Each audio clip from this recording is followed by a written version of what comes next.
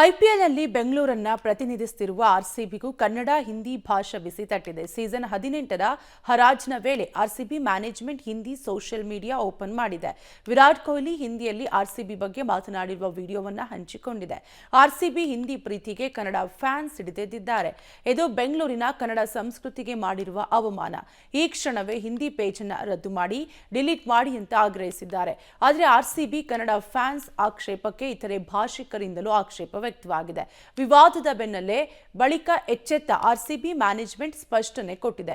ಮತ್ತಷ್ಟು ಜನರನ್ನ ತಲುಪುವ ಗುರಿ ಹೊಂದಿದ್ದು ಕನ್ನಡ ಹಿಂದಿ ಪೇಜ್ ಓಪನ್ ಮಾಡಿದ್ದೇವೆ, ಜೊತೆಗೆ ಮತ್ತಷ್ಟು ಭಾಷೆಗಳಲ್ಲೂ ಸೋಷಿಯಲ್ ಮೀಡಿಯಾ ಪೇಜ್ ಆರಂಭಿಸುತ್ತೇವೆ ಅಂತ ಸ್ಪಷ್ಟನೆ ಕೊಟ್ಟಿದೆ. ಆದರೆ ಆರ್ಸಿಬಿ ಮ್ಯಾನೇಜ್ಮೆಂಟ್ ಸಮರ್ಥನೆಗೂ ಅಭಿಮಾನಿಗಳು ಕಿಡಿಕಾರಿದ್ದಾರೆ. ಬೇರೆ ತಂಡಗಳು ಕನ್ನಡದಲ್ಲಿ ಪೇಜ್ ಓಪನ್ ಮಾಡ್ತವಾ? ಸಂವಹನಕ್ಕೆ ಬೇಕಾದ್ರೆ ಕನ್ನಡ ಇಂಗ್ಲಿಷ್ ಸಾಲದೆ ಅಂತ ಪ್ರಶ್ನಿಸಿದ್ದಾರೆ. ಮತ್ತೆ ಕೆಲವರು ಆರ್ಸಿಬಿ ಕನ್ನಡ ಫ್ಯಾನ್ಸ್ಗಳಿಂದ ಕಠಿಣ ಪರಿಸ್ಥಿತಿ ಎದುರಿಸಬೇಕಾಗುತ್ತೆ ಅಂತ ಎಚ್ಚರಿಸಿದ್ದಾರೆ.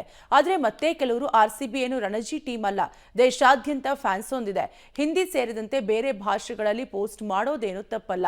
ಕೆಎಂಎಫ್ನವರು ನಂದಿನಿ ಹಾಲಿನ ಬಗ್ಗೆ ದೆಹಲಿಯಲ್ಲಿ ಹಿಂದಿಯಲ್ಲಿ ಪೋಸ್ಟ್ ಮಾಡಿದ್ರೆ ಇದಕ್ಕೆ ಆಕ್ಷೇಪಿಸ್ತೀರಾ ಅಂತ ವಾದಿಸಿದ್ದಾರೆ.